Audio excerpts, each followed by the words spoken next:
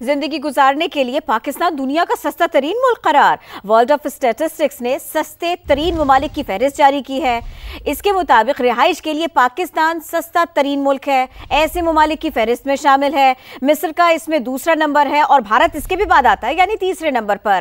زندگی گزارنا پاکستان میں دنیا میں سستا ترین ملک پاکستان ہے۔ تو اسی سب کے اوپر بات کریں گے۔ ماہر معاشیات خاقان نجیب صاحب ہمیں جوائن کر رہے ہیں۔ بہت شکریہ خاقان صاحب۔ ویسے تو مہنگائی بہت زیادہ ہے، لیکن اس رپورٹ کے بارے میں آپ کیا کہیں گے؟ اس سروے کے بارے میں آپ کیا کہیں گے؟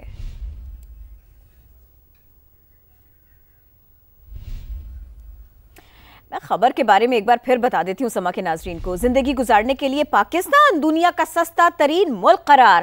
ورلڈ آف اسٹیٹسٹکس نے سستے ترین ممالک کی ایک فہرست جاری کی ہے اور اس فہرست کے مطابق رہائش کے لیے، رہن سہن کے لیے پاکستان سستے ترین ممالک میں سر فہرست ہے۔ مصر کا یہاں دوسرا نمبر ہے اور بھارت کا تیسرا نمبر ہے۔ ماہر معاشیات فاروق سلیم صاحب نے ہمیں جوائن کیا ہے۔ آپ کیا کہیں گے فاروق سلیم صاحب اس رپورٹ کے اوپر؟ پاکستان دنیا کا سستا ترین ملک قرار دے دیا گیا ہے۔ ورلڈ آف اسٹیٹسٹکس ایک ادارہ ہے، پچھلے 4 سالوں سے بڑے ہی انٹرسٹنگ اور دلچسپ قسم کی جو اعداد و شمار ہیں دنیا بھر کے متعلق، وہ اکٹھا کر کے ریسرچ کی بنیاد کے اوپر ریگولرلی ٹویٹ کرتا ہے۔ جیسے آپ نے ذکر کیا، یہ جو سروے جس کا آپ ذکر کر رہے ہیں، اس میں کوئی 136 ممالک شامل ہیں اور بنیاد ہے اس کی کاسٹ آف لیونگ۔ اور کاسٹ آف لیونگ کا مطلب یہ ہے کہ روزمرہ کی اشیاء جس میں کھانے پینے کی چیزیں شامل ہیں، اس میں آٹا، چینی، چائے کی جیسی چیزیں شامل ہیں۔ دوسرا اس کا جو ایلیمنٹ ہے وہ ہاؤسنگ کا ہے اور تیسرا ٹرانسپورٹیشن کا ہے۔ اس نے 136 ممالک میں ان تینوں چیزوں کے اوپر اعداد و شمار اکٹھے کیے ہیں اور ان کی بنیاد پہ ان کا کہنا یہ ہے کہ پاکستان دنیا کا سستا ترین ملک ہے۔ آپ نے بتایا کہ ایجپٹ نمبر 2 پہ ہے، بھارت نمبر 3 پہ ہے، اور جو مہنگے ترین تین ممالک ہیں ان میں سنگاپور، ناروے اور سوئٹزرلینڈ دنیا کا جو ہے وہ مہنگا ترین ملک قرار دیا گیا ہے۔ اب یہاں پہ ہمیں ایک تفریق کرنی ہوگی۔ ایک مہنگائی کی شرح ہے، وہ ایک الگ سے چیز ہے، اور سستا ترین ملک جو ہے اس میں اور مہنگائی کی شرح میں ایک تفریق۔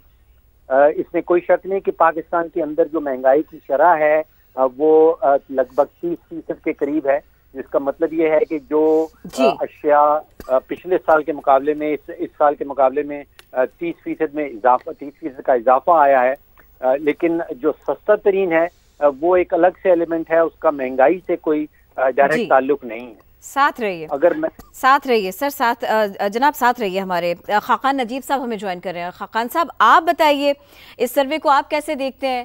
یہ تو اچھے ٹرینڈز کی بات ہو رہی ہے، یہ تو سہولت کی بات ہو رہی ہے۔ دیکھیے، اس کو اس طرح سمجھنا چاہیے کہ گیون آل دی انفلیشنری ٹرینڈز جو ہیں ملک میں، یا ایک پولیٹیکل ٹرانسفارمیشن ہونی ہے، ان سب چیزوں کے باوجود ابھی بھی جب آپ پاکستان کو کمپیئر کرتے ہیں with other country on housing, groceries, taxes and health care, تو پاکستان جو ہے ابھی بھی باقی ان ممالک سے سستا ترین ہے ان ٹرمز آف ڈالر، اور ایک نیشن ٹو نیشن کمپیریزن میں۔ تو آئی تھنک اس کی بیس لائن جو وہ شروع کرتے ہیں وہ شاید نیو یارک سے کرتے ہیں، اس کو بنا کر، اور اس سے جب یہ کمپیریزن کیا جاتا ہے تو پاکستان ابھی بھی ایک سستا ملک ہے۔ اس سے ایک انٹرنیشنل جو آپ کہیں گے کہ ایک سگنل تو ایسا ہی جاتا ہے کہ ابھی بھی کاسٹ آف لیونگ جو ہے وہ پاکستان میں کم ہے، باوجود اس کے کہ جو ڈفیکلٹیز ہیں ان کو تو ہم جیسے کہتے ہیں مانتے ہیں۔ یہ ایک چیپسٹ کنٹری گلوبلی ٹو لیو ان جو ہے آپ کو پاکستان کو انہوں نے ڈٹرمن کیا ہے اس ورلڈ آف اسٹیٹسٹکس میں۔ یہ چونکہ بہت سے افورڈیبلٹی میجرز پہ بیسڈ ہے، اور اس کے بعد ایجپٹ ہے، نیپال ہے، انڈیا ہے، جو باقی ممالک ہیں۔ پاکستان کی رینکنگ جو اگر آپ گروسریز پہ دیکھیں وہ بھی 15 ہے، ریسٹورانٹ پرائس انڈیکس بھی 13 ہے، لوگ تو جو سارے انڈائسیز ہیں اگر آپ اس پہ دیکھیں تو ایسا ہی دکھائی دیتا ہے۔ تو اس کو بالکل تفریق میں رکھنا چاہیے کہ یس انفلیشن بڑھ رہی ہے، but comparatively compare to other nation, اس سروے کے مطابق ابھی بھی Pakistan is a cheaper country to live جو 136 ملکوں کا ڈیٹا آپ کے سامنے آیا. ڈیٹا کی مطابقت سے بتایا گیا ہے. خاقان صاحب ساتھ رہیے گا. ساجد امین صاحب ہمیں جوائن کر رہے ہیں. ساجد صاحب آپ بتائیے, ایک تو یہ کہ یہ ایک تقابلی جائزہ ہے, دوسرے یہ کہ اس کو اگر ہم پچھلے سال, اس سے پچھلے سال, 2.5-3 سال کی نسبت دیکھیں تو اس میں کہیں کہیں بہتری بھی ہے. اس لیے بھی ایسا کہا جا رہا ہے کہ پاکستان میں نسبتاً رہنا آسان ہے دیگر ممالک کی نسبت. جی بہت شکریہ. میرا خیال یہاں بڑا اہم سوال ہوگا کہ کن کے لیے آسان ہے. کیا ان کے لیے جن کو روزگار نہیں مل رہا, جن کی انکم نہیں ہے, جو بے روزگار ہو گئے ہیں, جن کو 30% انفلیشن دینا پڑ رہا ہے, تو یہ کن کے لیے ہے؟ دیکھیے یہ ایک بڑا ہی فلاڈ انڈیکس ہے اور اس کی بڑی سادہ سی انٹرپریٹیشن ہے. مجھے لگتا ہے ہم اس کو غلط انٹرپریٹ کر رہے ہیں. یہ ہے کہ جو شخص ڈالرز میں کما رہا ہے, جو باہر رہ رہا ہے ویک کرنسی کی وجہ سے, اس کو یہاں چیزیں سستی پڑتی. جب ڈالر 104 روپے کا تھا تو وہ 100 روپے ایک ڈالر اگر کماتا تھا تو 104 روپے کی چیزیں ملتی تھیں. آج وہ شخص اگر ایک ہی ڈالر لے کے آتا ہے تو اس کو 287 روپے کی یا 285 روپے کی چیز پاکستان میں ملتی ہے. تو پاکستان چیپسٹ کنٹری ہے ان لوگوں کے لیے جو ڈالر کما رہے ہیں یا کسی اور کرنسی میں کما رہے ہیں, جیسے ٹورسٹ ہو گئے یا وہ ہو گئے.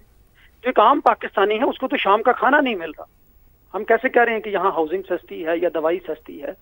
یہاں 60% جو آؤٹ آف پاکٹ ایکسپینڈیچر ہے غریب آدمی کا, وہ دوائی پہ ہے. اور وہ بچوں کو دوائی لے کے دینے کے قابل نہیں ہے کہ میں بجلی کا بل دوں یا دوائی. تو دیکھیے جو چیپسٹ ہوتی ہے چیزیں یا افورڈیبلٹی ہوتی ہے وہ دو چیزوں پہ ڈیپینڈ کرتی ہے.